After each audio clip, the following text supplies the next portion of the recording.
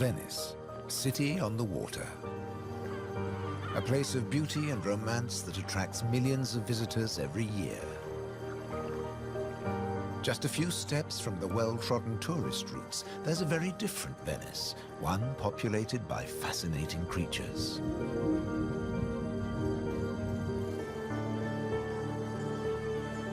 This film explores a Venice that few people ever see, a city that has a surprising double life.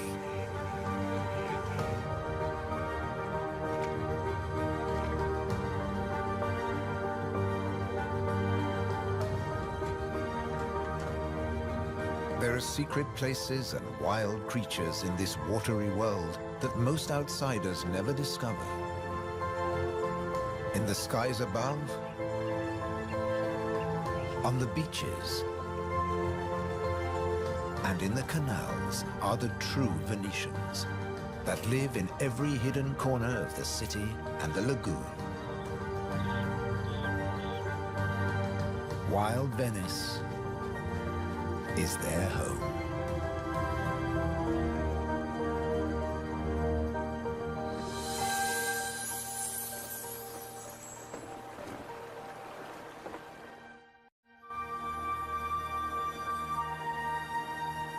The city of Venice is built on sand, in a lagoon between the sea and the land. First formed from river sediments, man has since created an ecosystem as fragile as Murano glass. Covering 550 square kilometers, it's one of the largest wetlands in the Mediterranean. Flamingos arrived at these Venetian waters quite recently.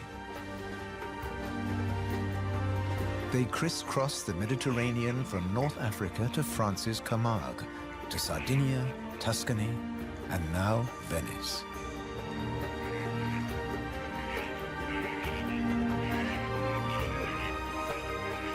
They feed on vegetable matter and small creatures they find in the mud of the lagoon.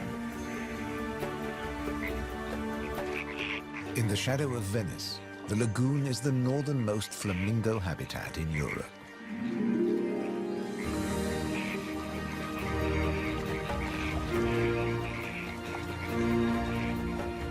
They're here now, but in a few weeks, many will move off again to find richer pickings.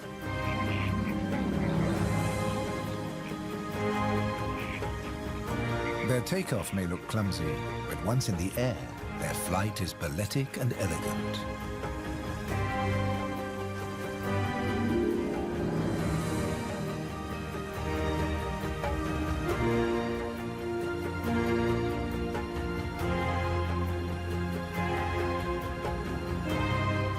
And before too long, they'll return to the safety of this lagoon, tucked between the sea, the city, and the Alps. The distant peaks helped form the lagoon. The mountain streams washed their rocky sediment towards the sea to make this habitat.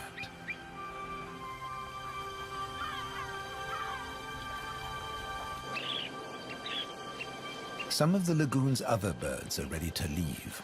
Dunlin, small waders, fed well in the rich mud. They rest on the wooden piles that support the whole of Venice.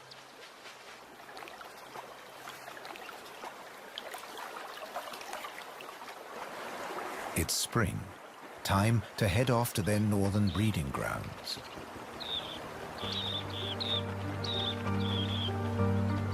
But the cormorants won't be lonely this summer. As the Dunlin fly away, other birds are flocking in. A bird's eye view reveals the full beauty of the lagoon. A labyrinth of uninhabited islands, intertwined canals, and swampy sandbanks.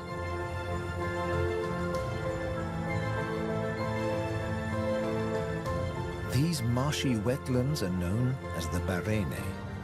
To survive here, plants need to like salt water and flooding. Natural arteries called gabi meander through the brackish gardens, keeping the lagoon alive. The same waters flow through the city. The curving streams between the islands became the magical canals of Venice.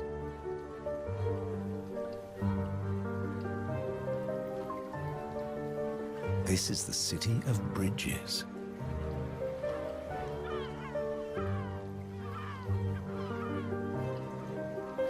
Visitors are mesmerized by the romance of the canals and the ancient architecture, and often miss the smaller, wilder sights around them.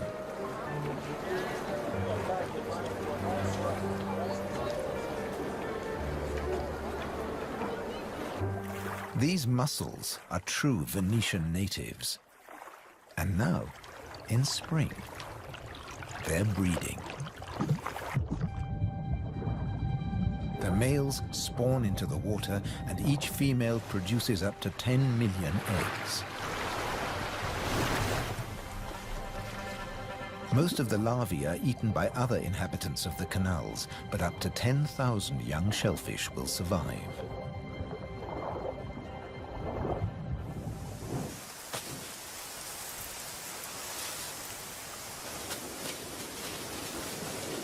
Just beyond the city, colonies of birds are breeding too. But a hazard of urban nesting is constant disturbance.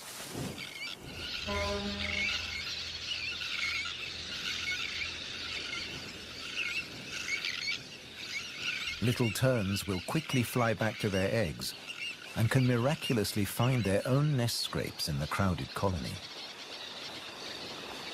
Their cousins, the sandwich terns, lay their eggs directly onto the sand.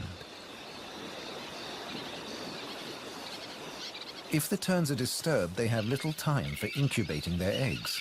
The sand won't keep them warm for long.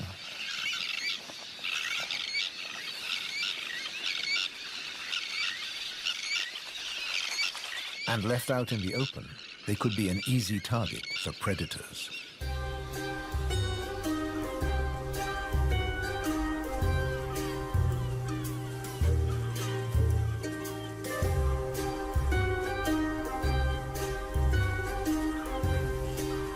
Foxes are the biggest predators hereabouts. But from the air, he's easy to spot. The birds make it known he's not welcome anywhere near their nests.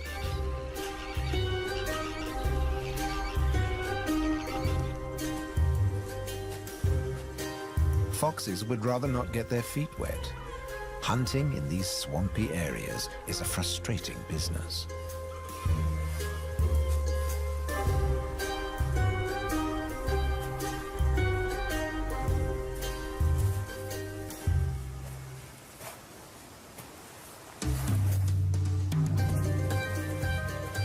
The grand leap disturbed another nesting bird.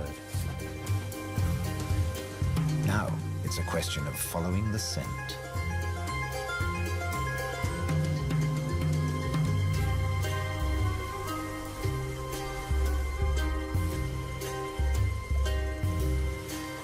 A welcome snack.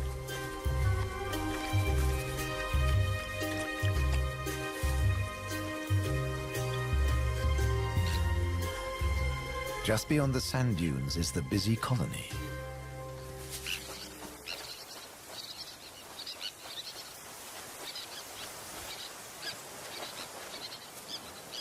In this mixed neighborhood, a pied avocet is brooding next to the sandwich terns.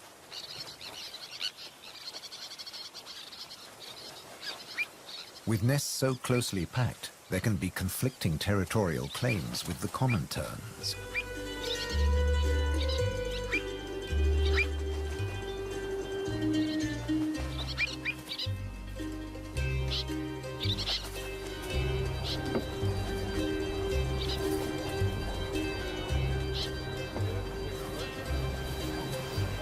But the avocet stands his ground.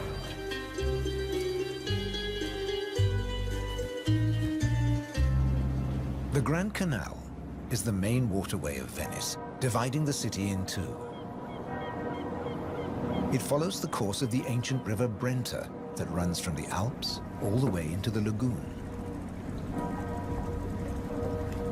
It offers a journey through architectural history starting in the 13th century.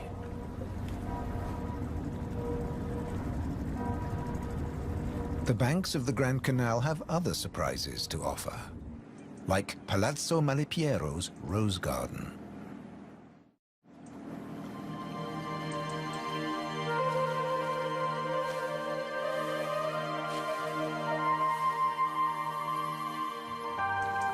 Nestled between the buildings is a hidden paradise.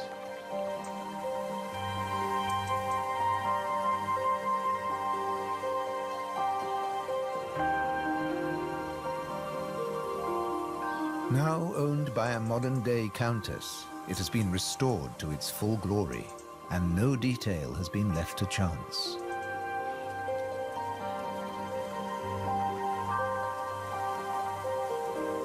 With the luxury of space in a city whose every square centimeter is exploited for maximum profit, it's also a sanctuary for many small animals.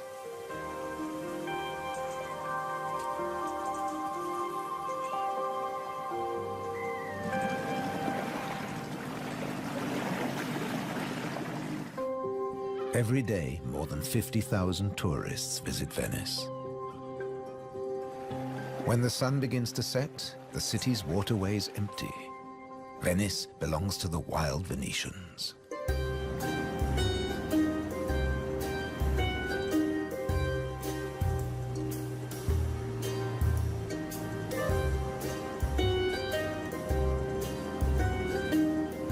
Rats prefer to search for food in the cool night air.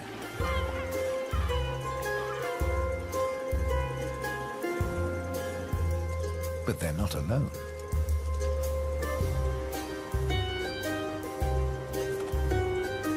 Pine martins are hungry too, and rats are on their menu. Pine martins are welcome in the city as they're natural rat catchers.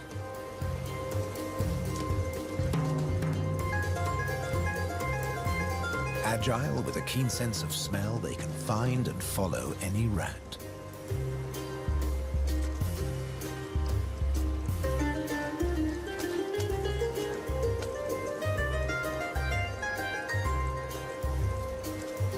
But they're endangered too.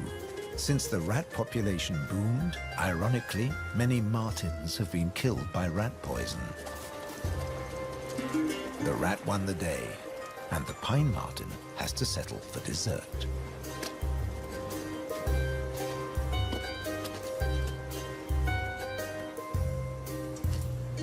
Not such a sacrifice, as pine martens are omnivores. Both meat and veg are on their menu. And sometimes the vegetarian meal is an easier option.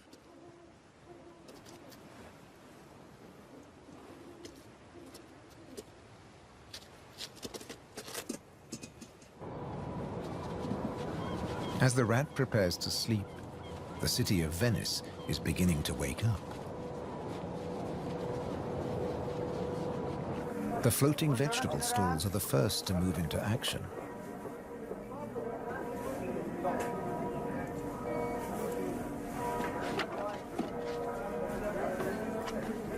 Soon these silent waterways will become busy highways again. In the 18th century, over 8,000 gondolas navigated the Venice canals. Now there are only about 400 left. Life in Venice may be moving with the times. But one thing never changes. It dictates the daily rhythms of the city and the lagoon. Twice a day, the tide rises and falls as seawater washes in and out of the lagoon.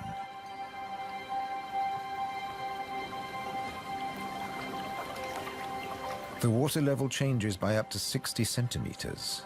Smooth lakes disappear into swampy wetlands, only to return hours later.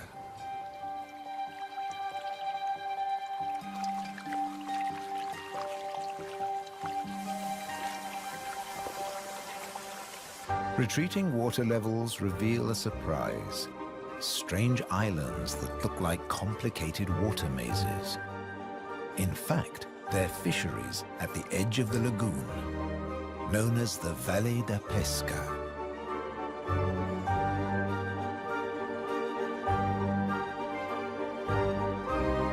They'd been worked by the same families for generations, using a simple but ingenious method.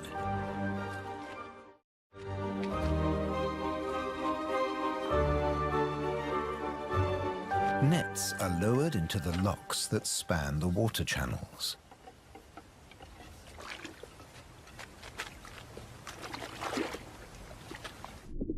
In the springtime, the locks bar the way to the young fish that stream into the lagoon to feed.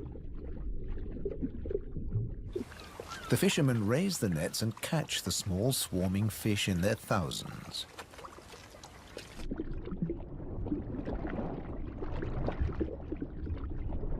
It's easy to scoop them out, but these fish are not for eating.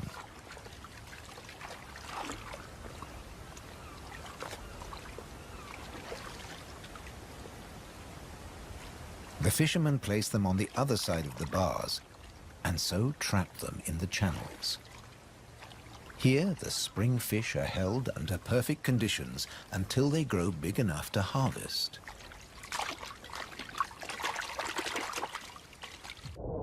In the autumn, when the fish try to return to the sea, they're simply netted again. This time, they don't get away. Kingfishers have a more dramatic technique.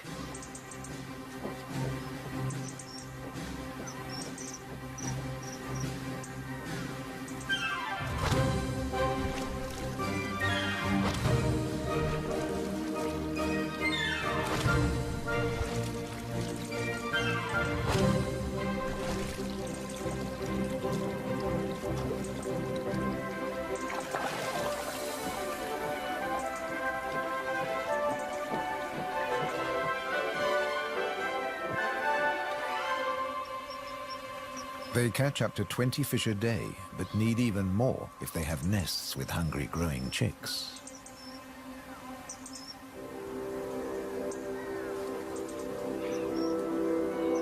It takes enormous skill, but also violence. A sharp blow to the head stuns the fish. And when it stops wiggling, the kingfisher can turn it round without fear of it escaping. The scales and fins of the fish need to be in line.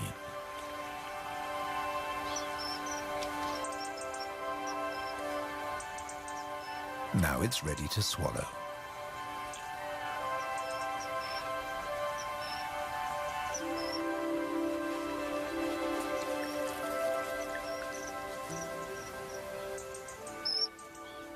These shallow, brackish waters at the edge of the lagoon are perfect hunting grounds for a kingfisher.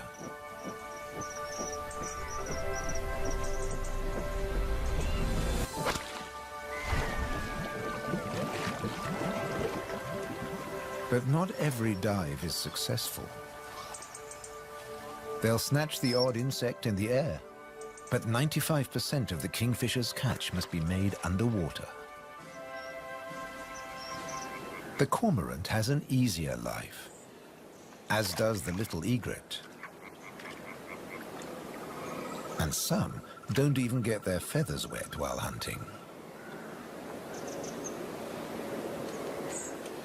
There are plenty of fish in the lagoon, but they're not only found in the wetlands. These waters flow through the city too. And there are fish to be caught in the canals. Beneath the bustling jetties of the famous vaporettos or water taxis, wildlife flourishes. Even here, the little egret can fish where the water is deeper and turbulent. It's not easy to keep an eye on a moving target from a moving base.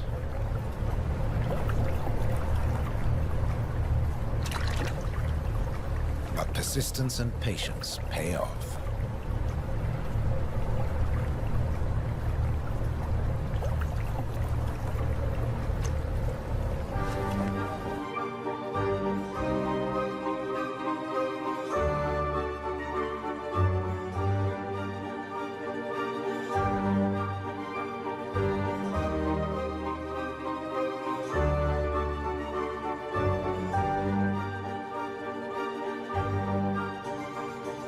3 narrow inlets connect the lagoon to the sea. They're known as bocche, the Italian word for mouth. In spring, the fish travel into the lagoon because it's shallow, warm, and full of food. And in the autumn, they travel back out to the Adriatic Sea. The lagoon's fishermen understand the rhythms of the sea. But there was one phenomenon that remained a mystery for many years. When they cast their nets into the rich fishing grounds, they were torn to shreds. The fishermen believed that water spirits were grabbing their nets and named the area the Tenue, or Hold Fast. The Hold Fast was in fact a jagged reef, an unexpected and magical aquatic paradise. These unique natural rock formations are similar to coral reefs.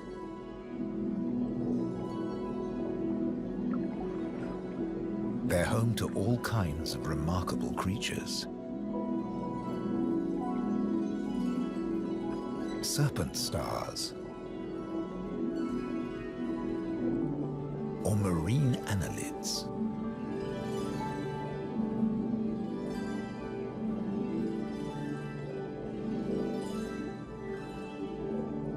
This precious area is now protected.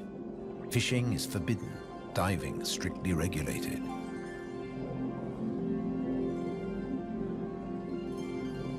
Even harvesting a shellfish delicacy like these canastrelli is banned.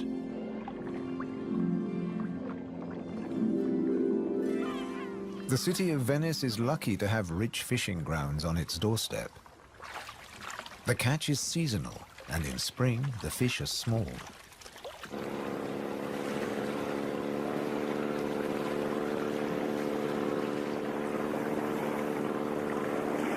But the fishermen will go out, as long as they can find a buyer. Only the weather can hold them back.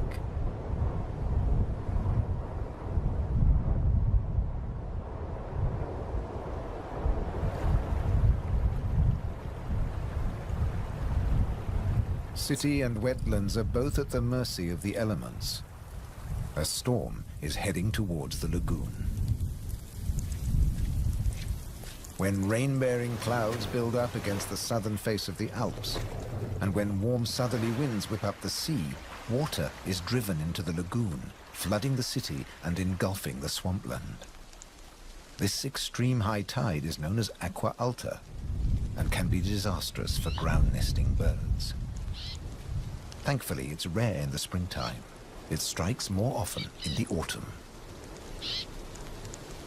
Storms can vanish as fast as they arrive, and the limpid sunlight that Venice is so famous for bathes the city again.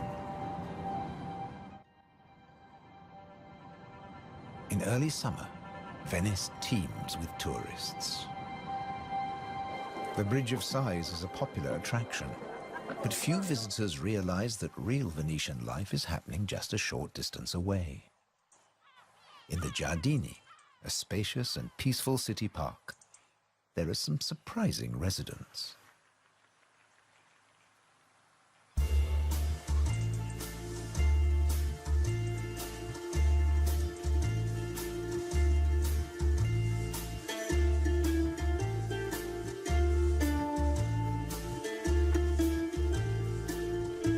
This prehistoric-looking creature is an amorous green toad looking for a mate.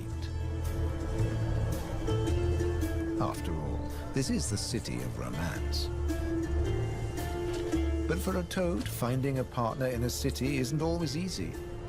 Even a quiet park is full of danger and disruption.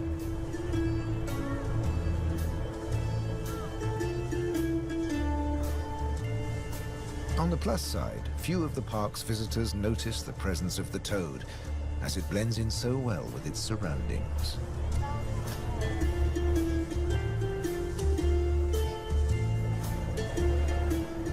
Another of the city's visitors is far more conspicuous. A stark contrast to the ancient buildings it comes to celebrate.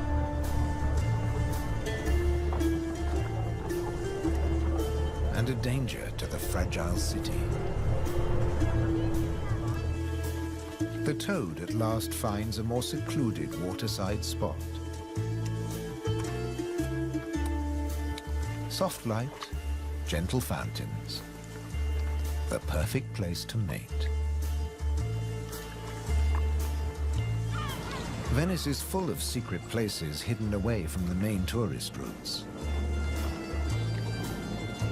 A traditional gondola repair shop nestles between the city's Zattere and Dorsoduro districts.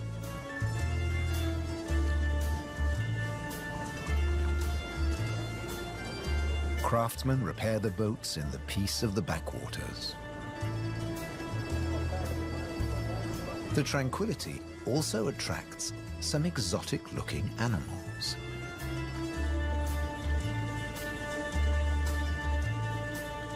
Geckos are not native to Venice, but they've settled in well here.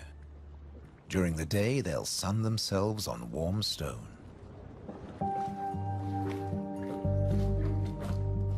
They're waiting for nightfall, when the insects they eat will emerge. And in the golden light, birds that hunt geckos settle in for the night. Terns fly back to the safety of the colony, and others enjoy a final bath. Evening always brings a measure of peace to the city. The Grand Canal is now very quiet, a perfect time for the gecko.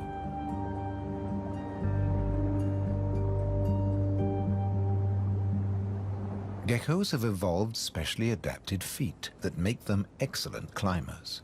Their toes are covered in millions of tiny branched flaps with incredible adhesive power, so they can grip and climb the smoothest surfaces, even glass.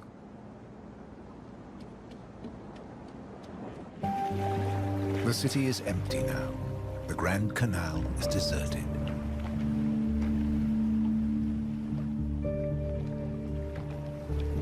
The evening's activity has passed to Venice's bars and restaurants.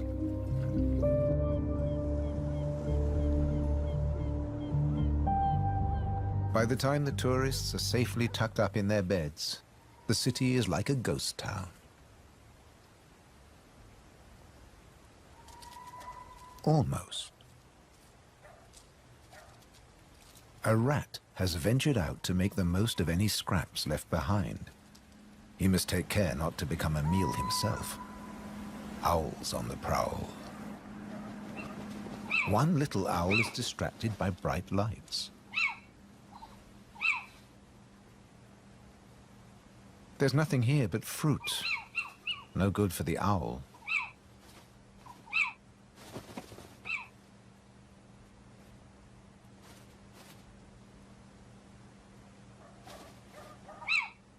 This house call hasn't paid off.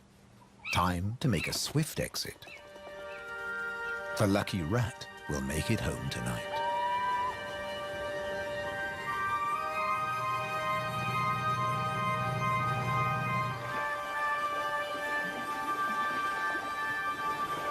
Cormorants bask in the morning sun.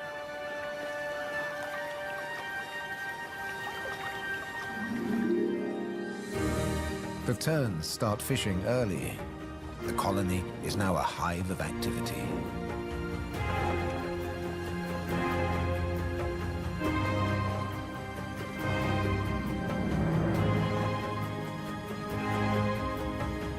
The first chicks have hatched.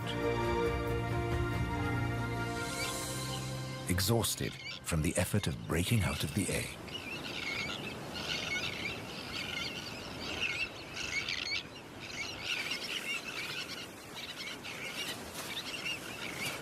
Around them, the colony has turned into a busy Italian restaurant as the adults noisily deliver their food.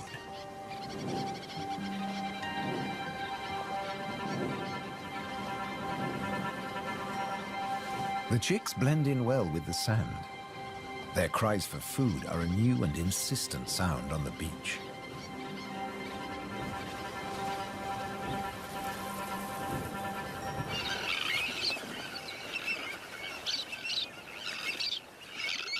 Their calls are echoed by the adults, who do nothing else but feed these demanding youngsters.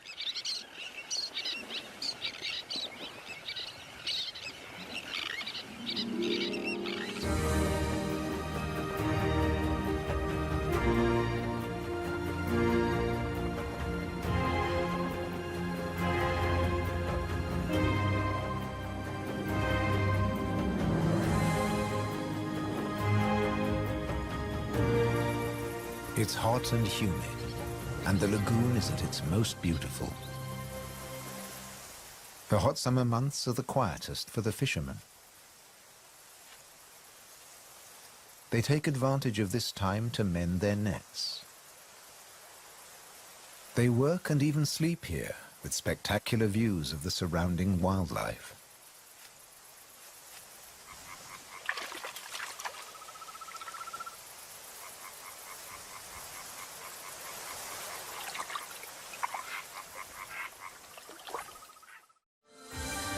About 8% of the lagoon's surface consists of islands. 20,000 people once lived on Torcello. Now only the cathedral tower remains. Burano is known for its colorful buildings. San Francesco del Deserto is home to a Franciscan monastery.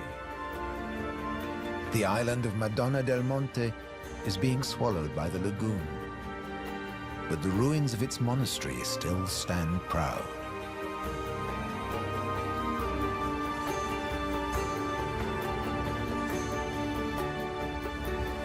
Enchanted places like this are an ideal refuge for wild animals.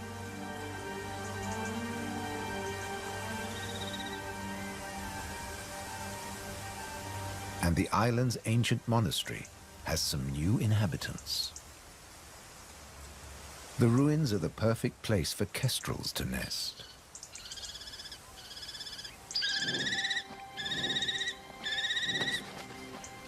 The hungry chicks are nearly as big as the adults and almost ready to fledge. Feeding this brood is a full-time job for both parents.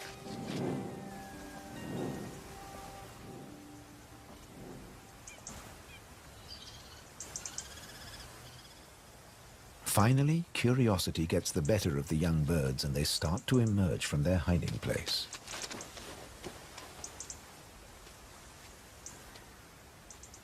The first nervous explorer is soon followed by a sibling. They wait cautiously on a ledge, while one of the adults watches from afar.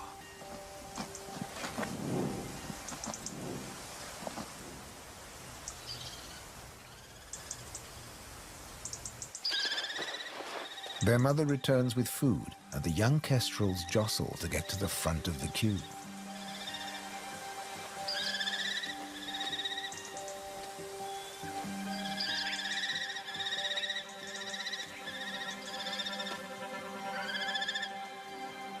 The keenest and the loudest chick is fed first.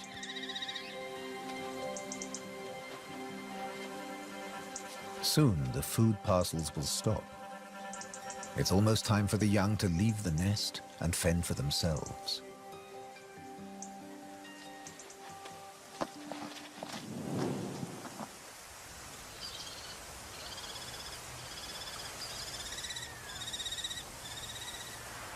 Not all of the lagoon is quite so peaceful.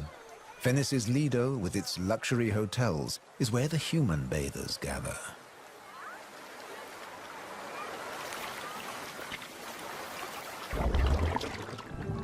But even here, you can find wild beauty and tranquility.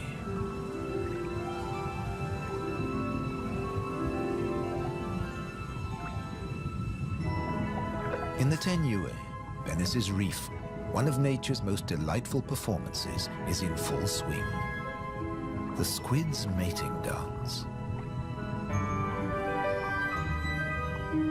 The pair move together like synchronized swimmers as waves of rainbow colors pulse along their bodies.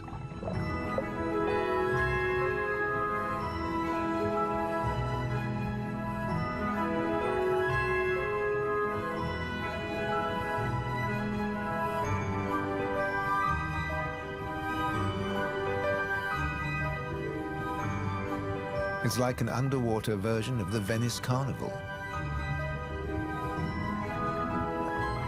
complete with face masks and disguises.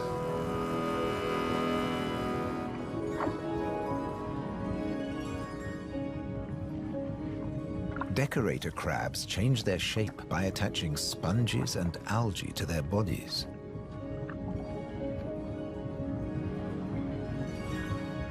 These bizarre disguises are excellent camouflage.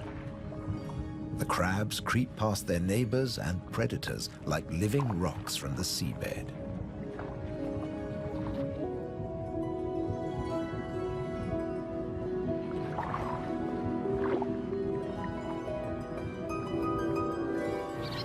The tern colony just beyond the city is flourishing. The chicks have fed well and are strong and healthy.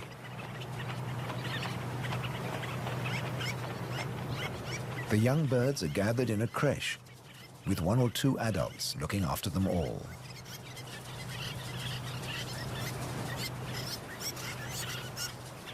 Today's lesson is elementary flight, but the teacher's demonstration is over in a flash.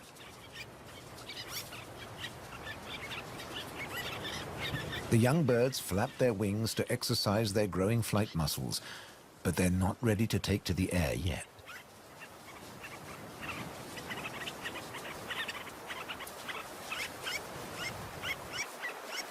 Before long, they'll be flying as well as their parents. The young kestrels are also preparing for takeoff. They bravely take the plunge and launch themselves into the air.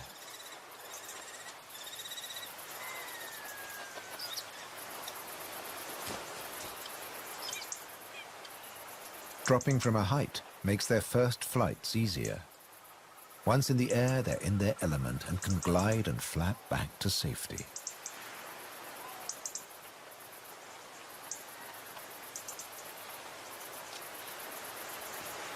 These first flights mark the end of their parental care. Now they have to find their own territory.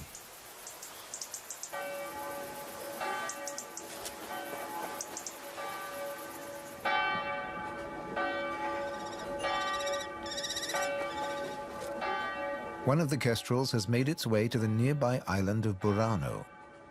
It's unlike the remote nest site, but it still has everything the kestrel needs. Just like the ruins, the brightly colored walls offer protection. These birds are welcome visitors, and the people here seem happy to have a kestrel watching over them.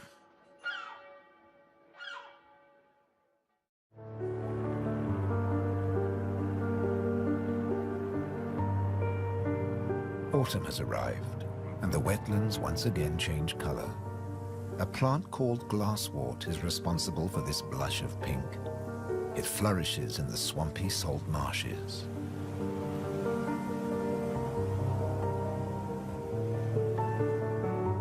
The first autumn mists mark the end of summer. The bright, humid days give way to cooler, grayer hues.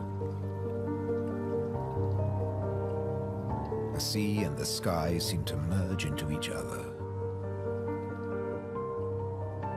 Now in September, the sea is generally calm.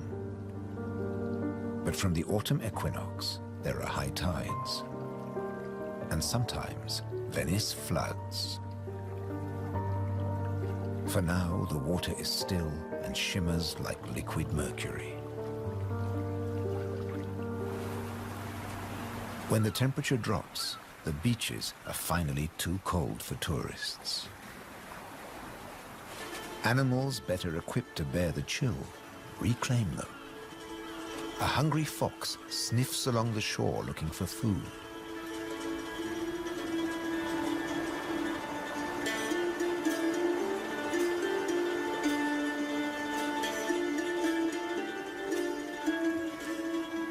The fox has an excellent sense of smell and can see well in the twilight.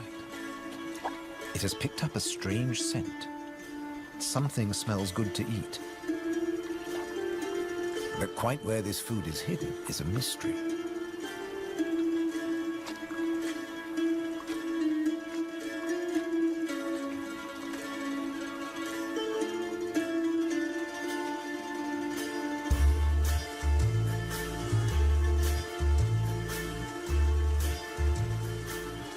crabs have been crossing the beach, leaving behind a number of trails, and the fox is very confused.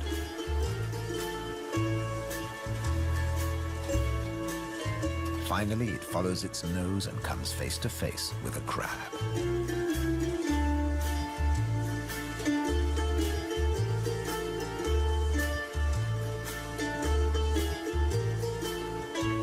It's an unequal battle, but the crab has the advantage of armor and weapons.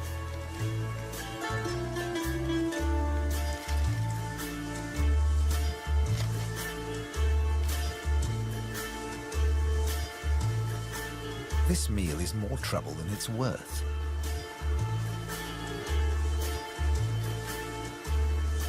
There must be easier pickings. The crab, dazed but victorious, moves off to a more secluded place.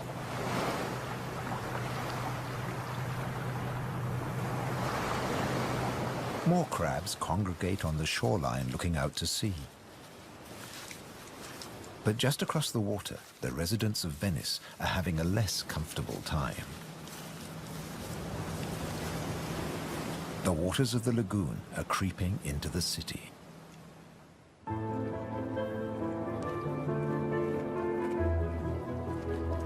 The autumn tides are getting higher, and water is seeping up through every available crack in the stones. The threat of acqua alta, the extreme high tide, is increasing every day. A combination of rising tides and the Scirocco winds cause this extreme event, and the rain just adds to it. Much of the city is only just above sea level, so there's very little to stop the floodwaters. This may look like a swimming pool, but it is in fact St. Mark's Square. Fortunately, this only lasts a few hours. Soft winter fog wraps the landscape like a blanket and brings the year to a close for Venice and its beautiful lagoon. The visitors have marveled at its sights, but many have missed the most fascinating wonders of all, the wild side of Venice. The city is empty now, but visiting season for the lagoon never ends. As one creature leaves, another takes its place.